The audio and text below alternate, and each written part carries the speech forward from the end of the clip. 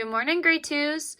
Today we are going to be starting our novel study on Charlotte's Web by E.B. White.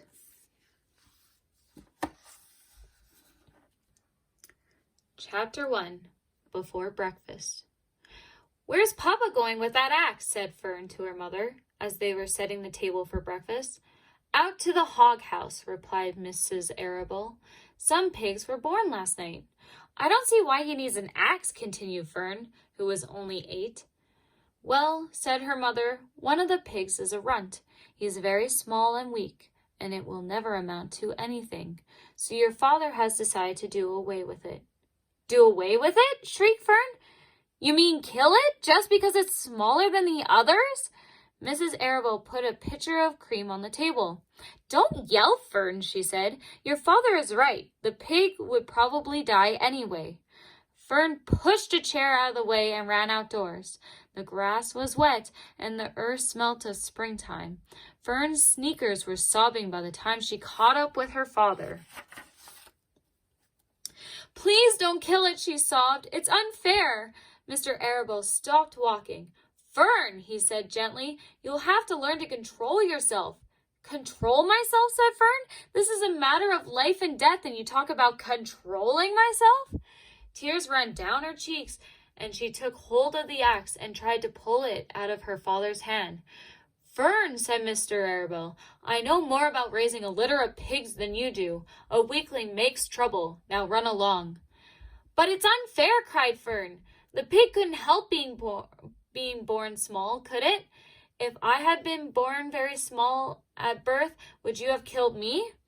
Mr. Arable smiled. "Certainly not," he said, looking down at his daughter with love. "But this is different.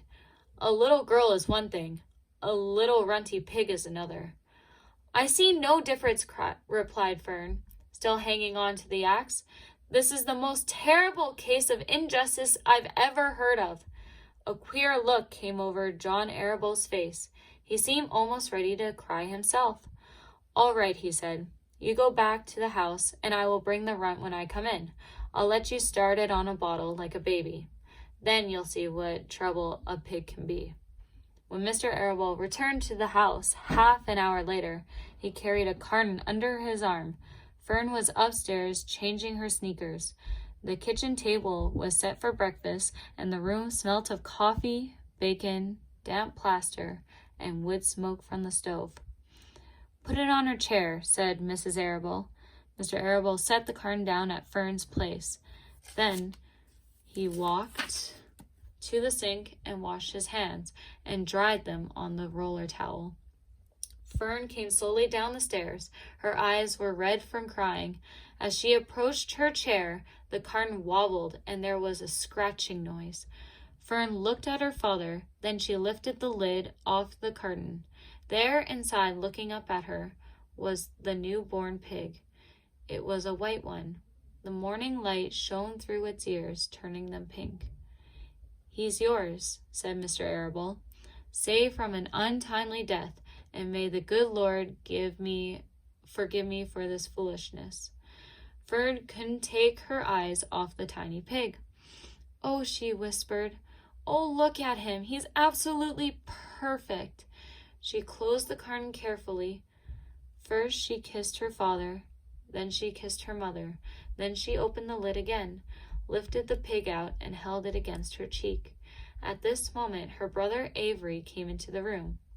Avery was 10. He was heavily armed, an air rifle in one hand, a wooden dagger in the other.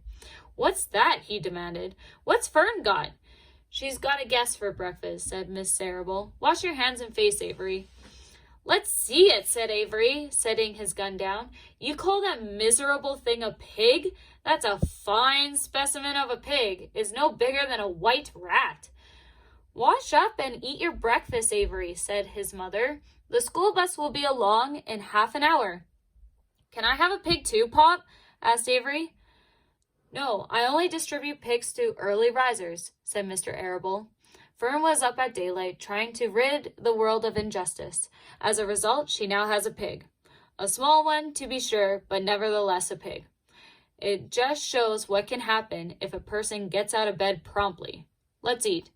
But But Fern couldn't eat until her pig had had a drink of milk. Mrs. Arable found a baby's nursing bottle and a rubber nipple. She poured warm milk into the bottle, fitted the nipple over the top, and handed it to Fern. "Give him his breakfast," she said. A minute later, Fern was seated on the floor in the corner of the kitchen, with her infant between her knees, teaching it to suck from the bottle. The pig, although tiny, had a good appetite and caught on quickly.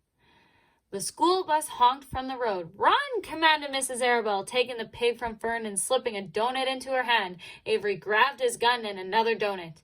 The children ran out to the road and climbed onto the bus.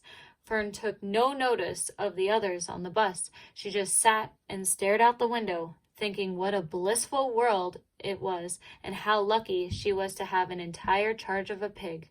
By the time the bus reached school, Fern had named her pet, selecting the most beautiful name she could think of.